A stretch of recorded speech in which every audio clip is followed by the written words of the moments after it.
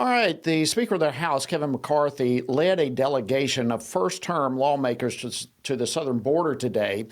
And yet, ahead of that visit, the White House literally slammed Republicans for spending what they called partisan publicity stunts on the southern border. But Republicans are arguing that these are not stunts at all. You know, our nation is being invaded, laws are being ignored, and young people are dying. We are at war, and we don't even know it.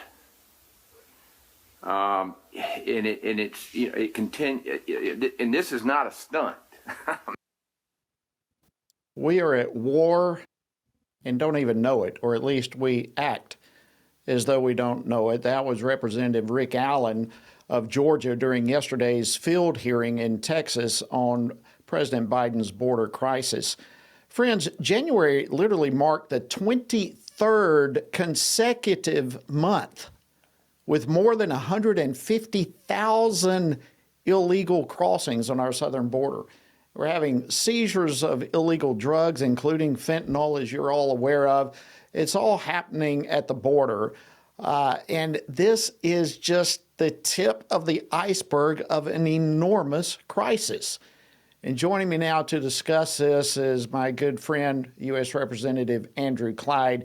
He serves on the all-important House Appropriations Committee, and he represents Georgia's 9th Congressional District. Congressman Clyde, welcome back to Washington Watch. Good to have you with us. Hey, Jody, it's great to be with you. Thank you very much.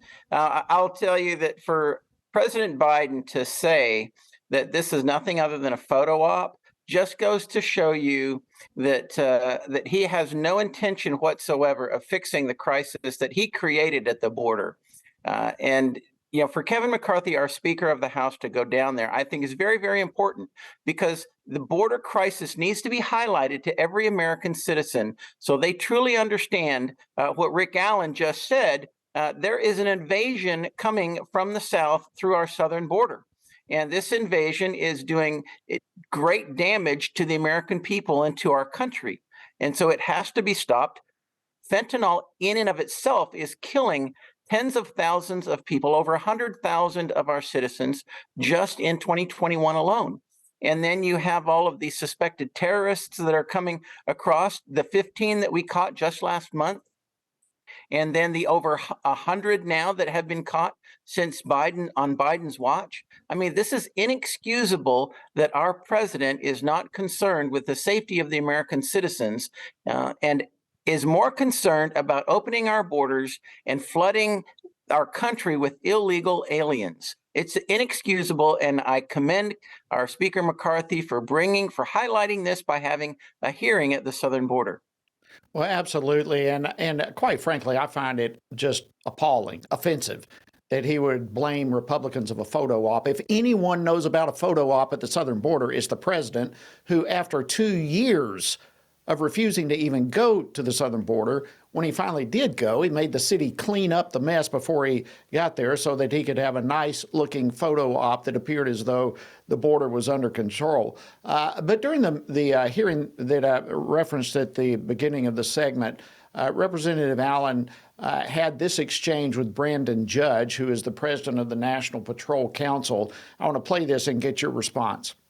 I mean, if we give you full authority, if I were president of the United States and I said, secure that border, what would you do? I've lived through it already. I know what's necessary. We need policy. You know exactly what needs to be done. We need policy, okay. Absolutely. Is anybody in the White House listening to you?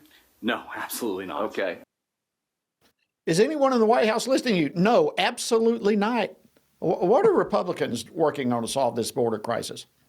Well, I'll tell you that he's absolutely right. No one in the White House is listening to us. And they should be listening to the American people. He has no intention of solving this crisis. I mean, we should be voting on the Texas border plan. I mean, we should be finishing the wall on the southern border. You know, walls work, and contrary to what they want people to believe, walls really do work. And so we need to finish that wall. We need to finish the construction of the roads that service the wall and all of the electronic measures that are put in place to identify people that try and evade the wall. And then We need to return people who are coming here under asylum claims, return them to Mexico and leave them in Mexico until their asylum claims are adjudicated.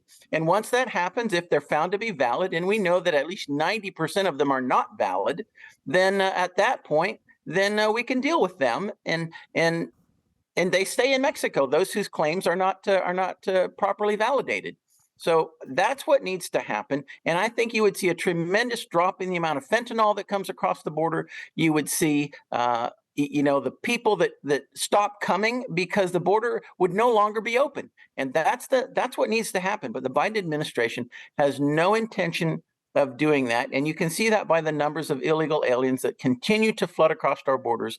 This past January, being the worst January in over 20 years, over 150,000 illegal aliens crossing our southern border, not including the gotaways.